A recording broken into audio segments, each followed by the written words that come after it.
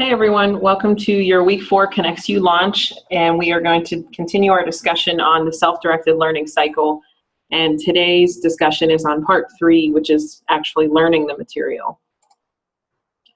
So it's important to learn because obviously that's the point of school. At CPDLF, we actually call you learners instead of students because the point of coming to school is to actually learn something and not just fly through things just to get it done. So we discussed the first part, which was setting a goal, and then we moved on to planning last week. So how do we plan to achieve that goal?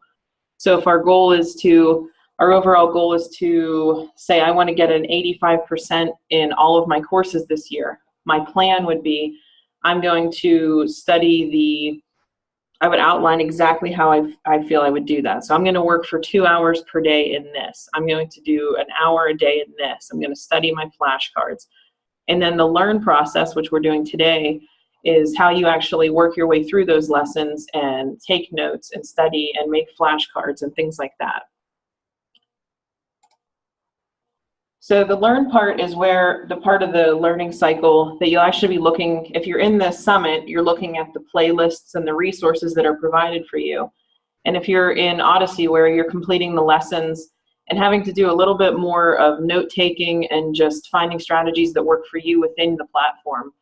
And you're studying the material to learn in order to follow through with your plan. So I just want to briefly go through each. So if you are in the summit,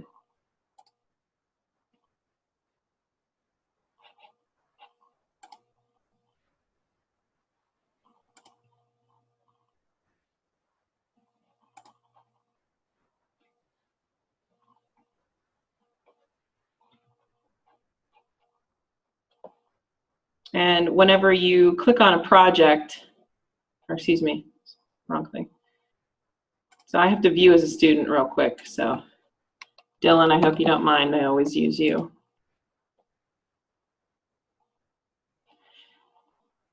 So when you go to your year view and you're looking at the focus areas, I could click on a focus area,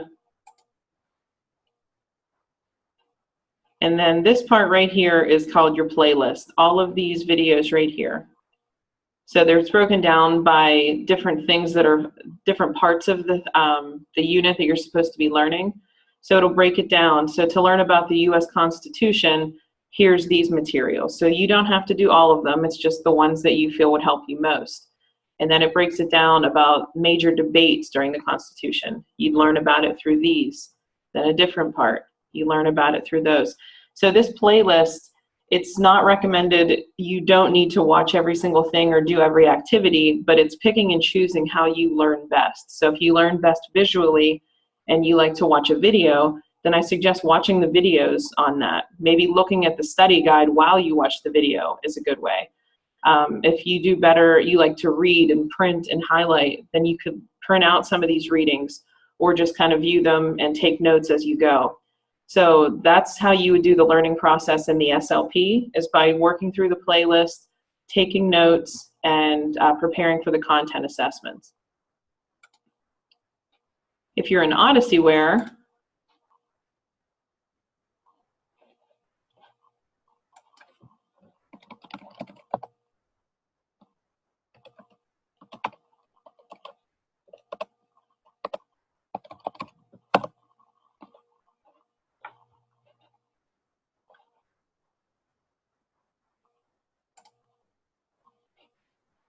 okay, so if you're in Odysseyware, the bulk of your learning is going to be within these lessons. So there's more lessons than there are projects and quizzes and tests, because that's where most of your learning is going to happen. So if you click on a lesson, I just want to point out a few things to remind you of different ways to study and help you in the long run. So if you're somebody that needs help with the reading portion and you like to be read to, you can highlight, click Speak As. I prefer Michael. I know Patrick prefers Igor, but they're all kind of robotic. When you think of the word language, what comes to mind? So it's nice to be able to follow along and read with someone else. So that's a good way to learn. This part over here, if you're somebody who wants to take notes, and especially if you have access to a printer, this tab over here is how you would take notes. So if I wanted to say, you know, the definition of context, I could add a note here, context equals, and then type the definition. And then you would just save that, and at the end you would have the option to print the notes whenever you're done. So I recommend when you are going through here, do every activity. Some of them do have this vocab arcade. It's just a nice fun way to try to learn some of this core vocabulary. Watch the videos that are in there. Don't skip over everything. It's there for a reason. Then when you are working on your questions, so say we're on question number 4, and you're very confused about how you're going to find the answer to this, go back up to this taskbar, because it's telling you the answer to question 4 can be found within section 3. So toggle back and forth. This tells you, now you at least know the page that you can find the answer on.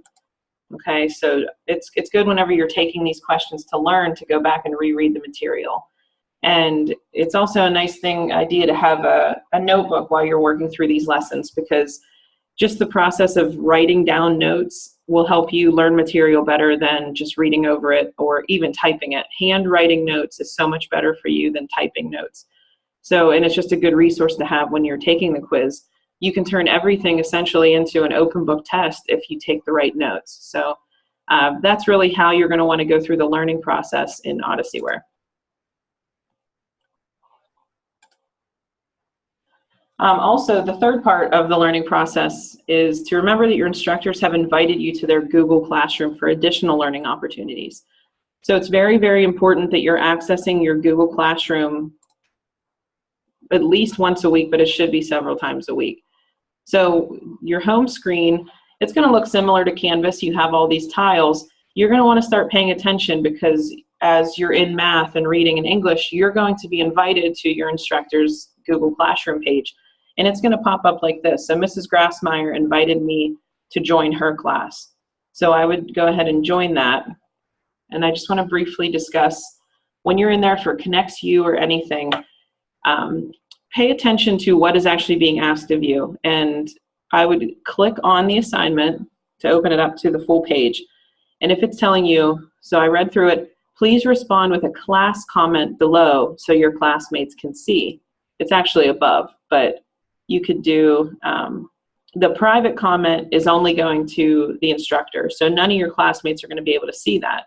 So if we want you to do a discussion board or do things that your classmates are going to be able to see, you need to do a class comment. So this button up here is what's going to allow you to type a message to the class. So, and then when you are done with that, when you do your part, make sure you're marking that as done. Mark it as done, and then it's going to come up on your end and show done, so that you no longer have missing assignments. So it'll help you in the long run keep everything straight and know what you have due and when it's due. So back to the classes page. Just to look at a sample launch, so for US history in the SLP, every Monday your instructors are going to be doing these so-called launches. So they're pretty quick, they're pretty like 5 to 10 minutes, and it's going to outline for you what's important to note for that week, like where you should be in the course, any vocabulary that's important to know. If your instructor sees that certain learners are having a problem with one thing, they can explain that in further detail. So it's a good opportunity to go and actually learn something. And they do make up 10% of your grade. So you already cannot get an A if you choose to skip these. So these are every Monday, they'll be posted at some point. You just, again, you click on it, and my view is a little different, so it's not there. But you would just watch the video, answer the reflection question, or do whatever's asked of you.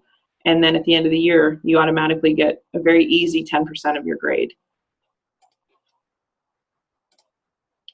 So remember to follow through on the steps of your plan and adjust your plan as needed. Sometimes it's important to note that your plan is not always going to work. That's why you have plan A and plan B. If you continue to do the same thing over and over and over again and get the same results, that's kind of stupid. You have to make a change, or else you're always going to get the same results. So you want to modify your plan as you see that it's not working, because that's how all successful plans happen, is by making those changes on the fly to actually achieve the goal.